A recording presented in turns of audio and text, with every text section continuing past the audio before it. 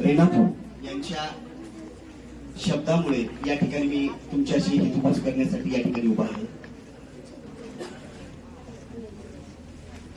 मला माहिती आहे प्रत्येकाचं आता जेवणाची वेळ झालेली आहे, तरी मी थोडक्या वेळेमध्ये माझं मनोगत मी तुमच्या समोर मांडण्याचा मी प्रयत्न करत आहे. आज निरोप समारंभ, प्रत्येकाला जाण्याची वेळ. प्रत्येक विद्यार्थी या ठिकाणी येऊन बोलत होता की आम्ही प्रथम शाळेमध्ये पहिला पाऊल टाकल्यापासून ते आज निरोप घेतानाचा शेवटचा क्षण, या कालावधीमध्ये जे जे आपण अध्ययन केलंय, जे जे अनुभव घेतला, जे जे शिदुरी होती, कारण प्रत्येक शिक्षक या शाळेसाठी न्याय देताना आम्हाला पाहायला मिळाला. कारण ग्रामीण भागामधली हायवे टच असलेली शाळा श्री शल्यम हे विद्या मंदिर, इथल्या प्राध्यापकामुळं, इथल्या शिकवणीच्या स्किलमुळं कदाचित एवढी संख्या मला या ग्रामीण भागामध्ये पाहायला मिळते. सर्वप्रथम या शाळेसाठी सर्व विद्यार्थ्यांना विनंती करतो की जोरदार टाळ्या वाजवल्या पाहिजे. जोरदार जोरदार जोरदार.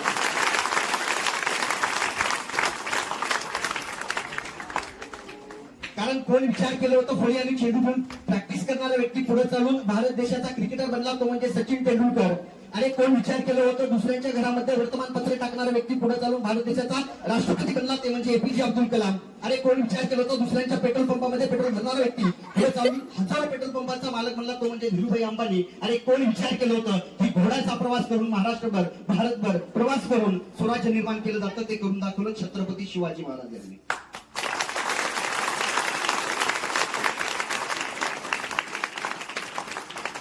मला सांगायचा मुद्दा एवढाच आहे, ज्यांची उदाहरणं मी तुमच्या समोर मांडले ते सुद्धा एकेकाळी शून्य होते, काही नव्हतं. Doesn't matter. आज तुम्ही 5वी पासून 10वी पर्यंत शिक्षण घेताय. विद्यार्थी मित्रांनो काळजीपूर्वक ऐका. आज मी तुम्हाला काही गोष्टी टिप्स सांगणार आहे. पेपरमध्ये कसा प्रवास तुम्ही 3 तासाचा पूर्ण करणार आणि 100 पैकी 100 मार्क्स कसे घेणार. मी गेले 2010 पासून ते आज 2024 पर्यंत, सरांना माहिती आहे 2013 ला या शाळेमध्ये येऊन 10वीच्या विद्यार्थ्यांना मार्गदर्शन केलेला हा शिक्षक माधव राजे तुमच्या समोर आहे. आतापर्यंत 200 माध्यमिक विद्यालयापर्यंत पोहोचलो. माझा ग्रामीण भागातला विद्यार्थी कष्ट करतोय, मेहनत करतोय, त्याला वेळ देतोय, तो अभ्यासासाठी वेळ देतोय. कारण त्या पालकांनी ठरवलंय.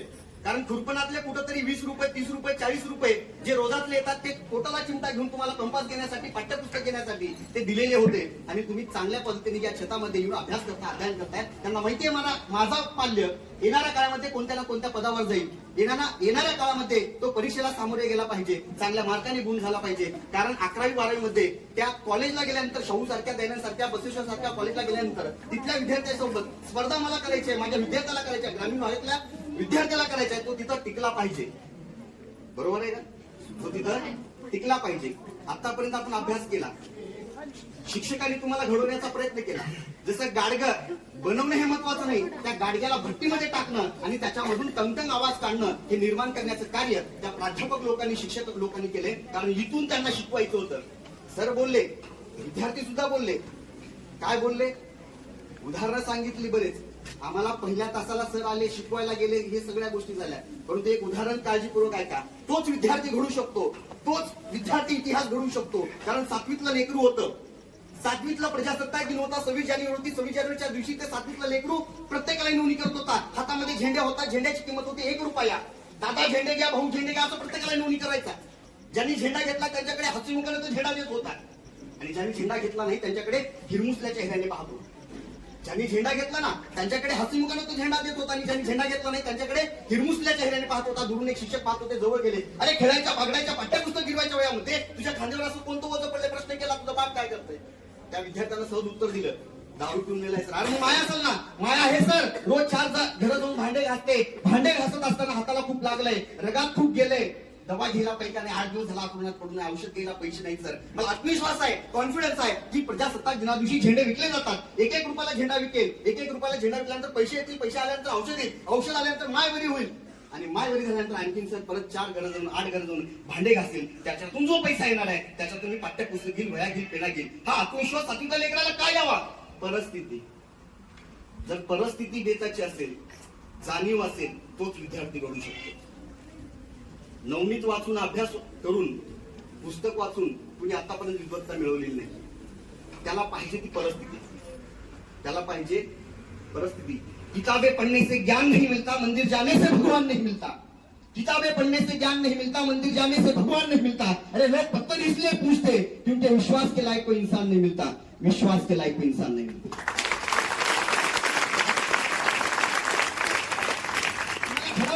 मला म्हणावं लागेल शेवटचा परीक्षेचा काळ तुम्ही वाचनामध्ये घालवू नका। जे मी सांगतोय ते करणार का? वाचनामध्ये घालवायचं नाही।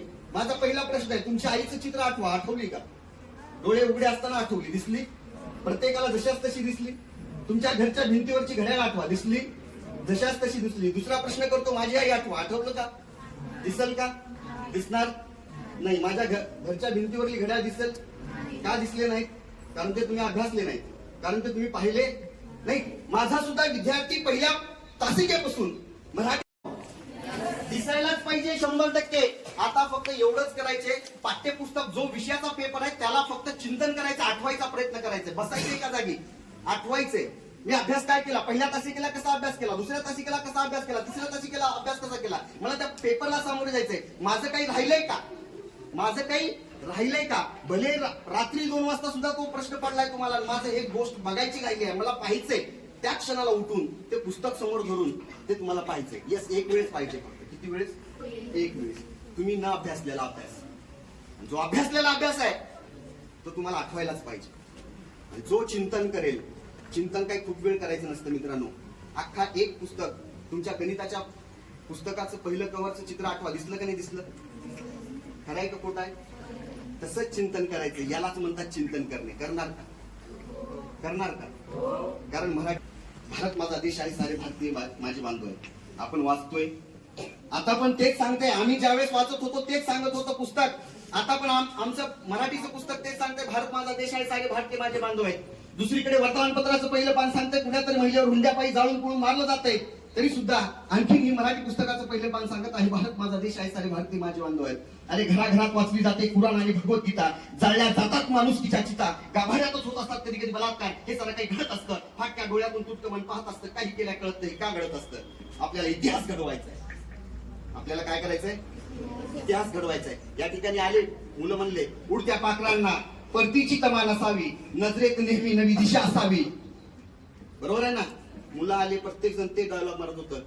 मला सांगायचा मुद्दा आहे, त्या मुलांना त्या डायलॉग मधला अर्थ जरी समजून घेतला ना, तुम्ही या शाळेत शिकलेलं खूप मोठं कार्य आहे, या शाळेत शिकलेली खूप मोठी शिदोरी आहे। फक्त तो डायलॉग तुमच्या येणाऱ्या भविष्य काळामध्ये ज्या ज्या ठिकाणी अडचण येणार आहे, प्रत्येक ठिकाणी अडचण येणार आहे मित्रांनो, प्रत्येक ठिकाणी आम्ही तिथूनच गेलेलो आहे। आम्ही सहज घडलेले नाहीयेत, प्राध्यापक लोक सहज घडलेले नाहीयेत, प्राध्यापक लोकांना सहज पगार येत नाहीये, त्यांनी त्या वेळेत ते बेलले म्हणून ते त्या पदावर आहेत। आपल्याला सुद्धा अडचणी येतील, त्या अडचणीला सामोरे जाऊन आपण आज 3 तास, वर्षभरातला 3 तासाचा पेपर तुम्ही आहे की नाही, वर्षभर केलेला अभ्यास किती तासात सोडवायचा? 2.5 ते 3 तासात सोडवायचा आहे। त्याला वेळ द्या, त्याला न्याय द्या त्या पेपरला। कुणीही कॉफी चिटिंग करू नका, चिटिंग केलेले पुढं भविष्यात कुठंच कामाचे नाही, कुठंच कामाचे नाही। एक उदाहरण सांगतो, कारण तुम्हाला जेवायची वेळ झालेली आहे, बोलण्यासारखं भरपूर आहे माझ्याकडं, काय बोलण्यासारखं भरपूर आहे। कधीतरी म्हणले सर पुन्हा भविष्यामध्ये कधीतरी बोलूयात आपण, तुमच्याशी हितगुज करतो। माझं गाव रेणापूर आहे, तिथं मी गेले 7 ते 8 वर्ष झालं कैवल्य तेज संगीत विद्यालय गुरुकुलाची निर्मिती केली। त्या ठिकाणी माझ्याकडे 51 विद्यार्थी राहून शिक्षण घेत आहेत, व्याख्यानाचं शिक्षण, कीर्तनाचं शिक्षण, गायनाचं शिक्षण, कसं वावरायचं याचं शिक्षण त्या ठिकाणी घेतात। एक वेळेस तुम्ही सुद्धा शिक्षक वर्गांना मी आमंत्रण देतोय, एक वेळेस माझ्या सुद्धा गुरुकुलला येऊन भेट द्या। आणि चौधरी सरांना सुद्धा माझी हात जोडून विनंती आहे की त्या गुरुकुलला सर तुम्ही या, एक वेळेस भेट द्या, पहा ते कसं आहे राहण्याचं। मला सांगायचंय काय की मुलांनो, आपण परीक्षेला सामोरे जातोय, अध्ययन करणार का? स्वयं अध्ययन त्याला म्हणतात। चिंतन करणार का? मनन करणार का? मनन किती वेळ करायचं सांगू का? समजा मराठीचा अभ्यास तुम्हाला पेपरला जायचंय, फक्त आणि फक्त अर्धा तास वेळ द्यायचा। किती तास? अर्धा तास वेळ द्यायचा आहे। पुस्तक नाही, चिठ्ठी नाही, चपाटी नाही, हातामध्ये कुछ नाही, एक जिथं तुम्ही अध्ययनाची रूम आहे, टेबल आहे, खुर्ची आहे, त्या ठिकाणी बसायचंय। मराठीचं मला पेपरला सामोरे जायचंय, पहिल्या धड्यात काय शिकवले होते सरांनी, कोणते कोणते प्रश्न महत्वाचे आठवायचं।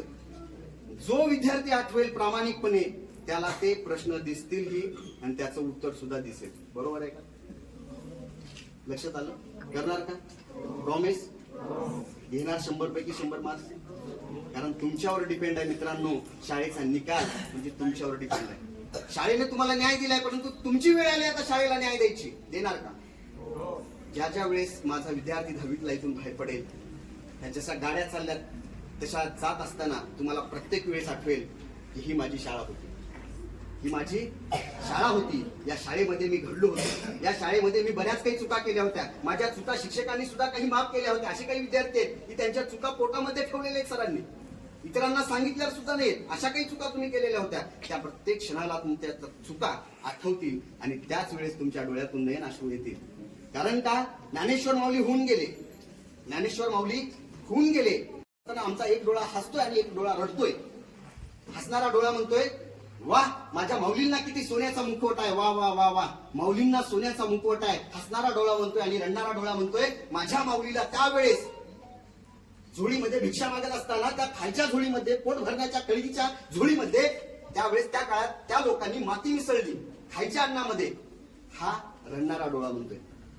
जर माझ्या माऊलीला त्यावेळेस जर चांगले अन्न खायला दिले असते, लोकांनी चांगलं राहायला त्यांना मान सन्मान दिला असता, त्यांना वाळीत न टाकता त्यांना जर सन्मान दिला असता, तर माऊली आज, जसं आज नाव घेतो आपण, चंद्र सूर्य तारे आहे तोपर्यंत माऊलीचं नाव आहे. येस या नो?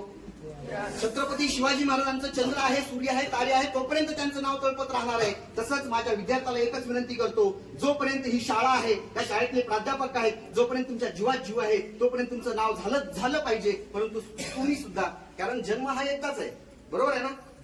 का परत आहे का? परत नाहीये. या जीवनाला वंसिमोर नाही मित्रांनो. काय आहे? करणार त्या गोष्टी, प्रॉमिस करणार, इतिहास घडवणार, प्रॉमिस. येऊ का नेक्स्ट टाइमला तुमच्या शाळेत? भरभरून तुम्ही म्हणजे इथं बेंचवर बसलेले 10वीचे आहेत का? म्हणजे 9वीचे आहेत का? मी ह्यांनाच बघून भाषण केलं. असं मला या ठिकाणी शाळेने, संयोजकांनी बोलण्याची संधी दिली. ज्या विषयावरती मी बोलणार आहे आता, दोन मिनिट काळजीपूर्वक ऐका. 10वीच्या विद्यार्थ्यांना विनंती आहे, उन्हाळी बॅचेस, ज्यावेळेस तुमची परीक्षा झाल्यानंतर तुम्ही ज्यावेळेस उन्हाळी बॅचेसमध्ये वेळ वाया घालवायचा नाही. त्या वेळेमध्ये, मिळालेल्या वेळेमध्ये, छोट्याशा वेळेमध्ये तुम्ही रेणापूर या ठिकाणी शिवाजी कॉलेजच्या समोर जीनियस कॉम्प्युटर सेंटर आहे. आम्ही त्या ठिकाणी अध्ययन देतोय, तुम्हाला घडवण्याचा प्रयत्न करतोय, तुम्हाला परिपक्व बनवण्याचा प्रयत्न करतोय. तुम्ही फक्त त्या ठिकाणी येऊन ऍडमिशन करा. कारण का? तो वेळ आहे तुमचा. कुठंतरी मामाच्या गावाला सुट्टीला जाऊन कुठंतरी आंबे खाण्यात वेळ घालवण्यापेक्षा शिक्षणामध्ये जर वेळ घातला तर ते शिक्षण पुढे भविष्यामध्ये तुम्हाला कामाला येणार आहे. आज त्या ठिकाणी शेख सर म्हणून तुम्हाला तिथं अध्ययन देत आहेत. त्या ठिकाणी एसी हॉल, कॉम्प्युटर सेंटरचा जो लॅब आहे तो एसी हॉलने पुरेपूर केलेला आहे. बसण्याची व्यवस्था आहे. तुम्हाला घडण्यासाठी, तुम्हाला बनण्यासाठी त्या ठिकाणी या, एक वेळेस प्रवेश घ्या आणि तुमच्या यशामध्ये, त्यामध्ये सहभाग करून घ्या. इथंच बोलतो आणि माझे 2 शब्दाला पूर्णविराम देतो. संयोजकांनी, या शाळेंनी मान सन्मान केला, बोलण्याची संधी दिली, म्हणून पुनश्च एकदा सरांचं धन्यवाद करून माझे 2 शब्द समाप्त करतो.